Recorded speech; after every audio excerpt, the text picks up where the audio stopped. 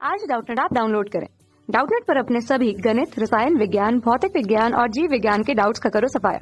बस प्रश्न की फोटो खींचो, एक ही प्रश्न को क्रॉप करो और तुरंत वीडियो सोल्यूशन पाओ।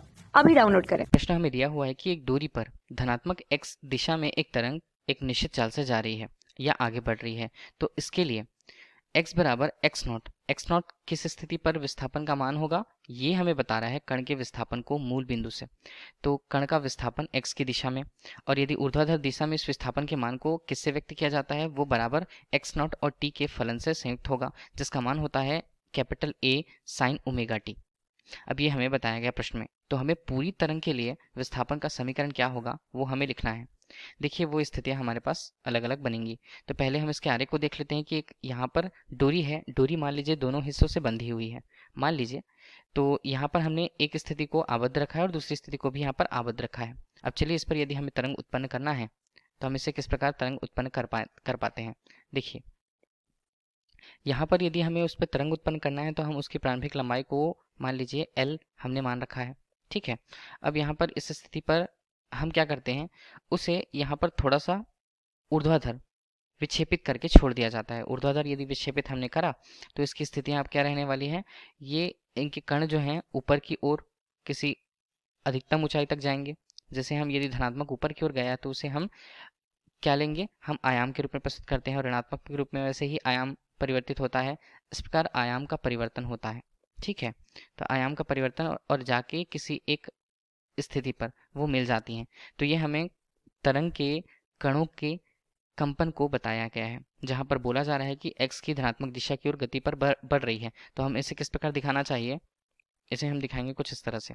देखिए x यहाँ पर धनात्मक दिशा को बता रहा है, x के धनात्मक दिशा को, और y के विस्थापन को यहाँ पर धनात्मक दिशा के रूप में बताया। y का विस्थापन, जो कणों का विस्थापन है, वो आयाम को प्रदर्शित करता है। अधिकतम मान यदि होंगे तो हम यहाँ पर इसे आयाम के रूप में प्रस्तुत करेंगे।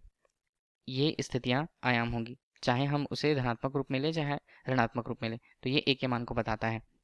और इन स्थितियों पर कणों के कंपन के लिए उनकी कोणीय आवृत्ति या कोणीय वेग को हम बोलते हैं, तो वो ओमेगा से प्रदर्शित होता है, ठीक है।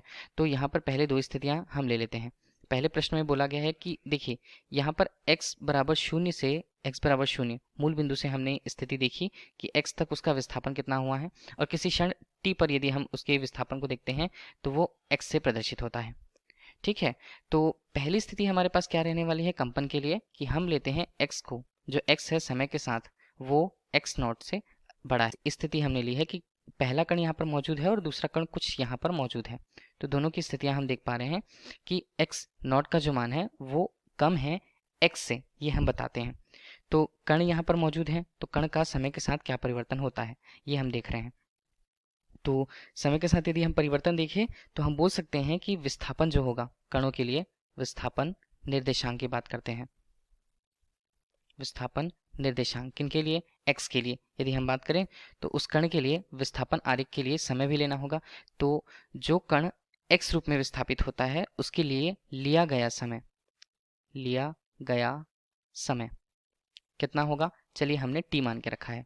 तो अब हम ये मानते हैं कि विस्थापन निर्देशांक किसके लिए निकालना है, कण दूसरे के लिए जिसका विस्थापन का मान x नॉट है, तो उसके लिए लिया गया समय क्या होगा, लिया गया समय क्या रहना चाहिए। देखिए x नॉट कण जो है वो पहले है या प्रारंभिक रूप से x के पहले की स्थिति है, x के पहले की स्थिति है, तो लिया गया समय भी कम होगा। लिया गया समय किस प्रकार से कम होगा, t समय किसके द्वारा लिया गया है, x कण के द्वारा लिया गया है। अब उसके लिए हम देखते हैं उसमें कितना हमें घटाना होगा। तो समय हम किस प्रकार से लिख पाते हैं, वेग हमारे पास होता है, वेग का सूत्र जो होता है, वेग बताता है हमें दूरी या विस्थापन बटे समय को। तो यदि हमें समय निकालना है तो दूरी बटे वेग को लेना होगा। तो दूरियां इनके बीच अंतर क्या है, दूरियों का अंतर इनके बीच है x ऋण x नॉट, ठीक है, ये दूरियों का अंतर है। और यदि हमने वेग माना है, चलिए धनात्मक दिशा में वेग को v से प्रस्तुत किया हुआ है तो हम इसे v लिख लेते हैं। ये हमें बता रहा है x नॉट कण के विस्थापन निर्देशांक को और लिए गए उसके समय को। अब क्रमशः दोनों कणों के लिए विस्थापन के लिए उनका विस्थापन फलन किसके किसके अनुसार होगा। यदि हम x कण की बात करते हैं तो उसके लिए विस्थापन निर्देशांक का मान y, x और t के रूप में होगा, ये होगा। अब यदि हम x नॉट कण के लिए बात करते हैं, उसके विस्थापन निर्देशांक के लिए विस्थापन का मान या विस्थापन समीकरण का फलन किसके किसके रूप में होगा, ये होगा x नॉट के रूप में। और समय क्या रहने वाला, समय हमने अभी निकाला t ऋण यहाँ पर x ऋण एक्स नॉट अनुपात v के रूप में ये हमारे पास कण के लिए उसकी स्थिति सदिश या फलन को बता रहा है। इसमें हमें विस्थापन समीकरण क्या दिया हुआ है, y बराबर जो दिया हुआ है हमारे पास किसके फलन के रूप में, एक्स नॉट टी के फलन के रूप में उसका मान हमें दिया हुआ है a sine omega T, a sine omega T. तब हम देखिए तब हमारे पास x t के रूप में केवल x और t के रूप में जो समीकरण आएगा वो क्या रहने वाला है, a रहेगा। यहाँ पर साइन हम लिखेंगे और ओमेगा हमने लिखा, और t को किस प्रकार लिखा जाएगा, इसे हम चलिए t डैश के रूप में प्रस्तुत करते हैं अभी। तो t डैश कितना लिखा जाएगा, t डैश यहाँ पर होगा t ऋण x नॉट अनुपात v के रूप में, ये हमारे पास मान आएंगे। इसे किस प्रकार हल किया जा सकता है, देखिए a साइन ओमेगा टी, ये हमने लिया ओमेगा टी ऋण यहाँ पर ओमेगा x अनुपात v, और यहाँ पर धनात्मक रूप से हम देखते हैं तो ओमेगा एक्स नॉट अनुपात v के रूप में इसका मान होगा। अब इसे क्या लिखा जा सकता है, देखिए ओमेगा अनुपात v को हम क्या बोलते हैं, ये होती है तरंग संचरण संख्या, कोणीय तरंग संचरण की संख्या होती है, जिसे k से व्यक्त किया जाता है। इसे हम क्या लिख पाए, y x t के फलन के रूप में इसे हम लिख पाते हैं a साइन, यहाँ पर होगा ओमेगा टी ऋण के एक्स धन ओमेगा एक्स नॉट अनुपात v के रूप में। ये हमें दिए गए समीकरण को प्रस्तुत किया, जहाँ पर हमने k का मान तरंग संचरण संख्या के रूप में निकाल लिया है, ये हमें समीकरण मिला है। अब हमने एक स्थिति ली हुई थी जहाँ x का मान जो था x नॉट कण के रूप में या मूल बिंदु से निकले हुए कण के विस्थापन का मान जो t समय पर मान x का था वो कम था। अब हम यहाँ पर देखते हैं दूसरी स्थिति के बारे में, जहाँ x नॉट का जो मान है वो किसी क्षण पर t समय पर हुए कण के विस्थापन के मान से अधिक है x के रूप में, ये हमें दिख रहा है। अब हम बात करते हैं x कण के लिए, x कण के विस्थापन निर्देशांक के लिए।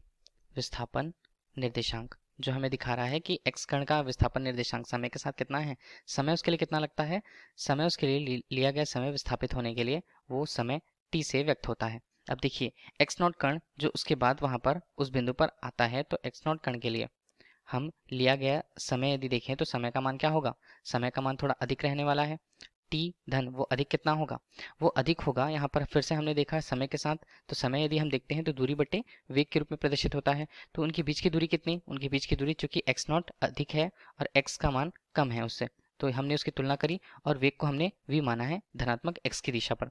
तो इस प्रकार हमें कणों के लिए उनके विस्थापन निर्देशांक और समय के मान मिल गए हैं। तो हम ये बोल सकते हैं कि फलन हमारे पास क्या क्या होंगे, y के फलन या विस्थापन के फलन होंगे x और t के रूप में, और y के रूप में यहाँ पर x नॉट कण के लिए देखते हैं x नॉट कण, और ये बनता है t धन x नॉट ऋण x अनुपात v के रूप में इसका मान हमें मिलता है। ये हमें बता रहा है कि कणों का विस्थापन फलन के अनुसार x नॉट और t के रूप में कितना कितना है।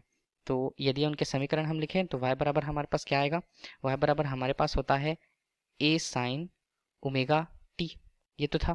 अब y हम दूसरे पद के लिए निकाले, ये पहले पद के लिए निकाला था तो पहले कण के लिए, और ये दूसरे कण के लिए यदि हम निकालें तो a साइन ओमेगा, और t यहाँ पर कितना होता है, t हम ले लेते हैं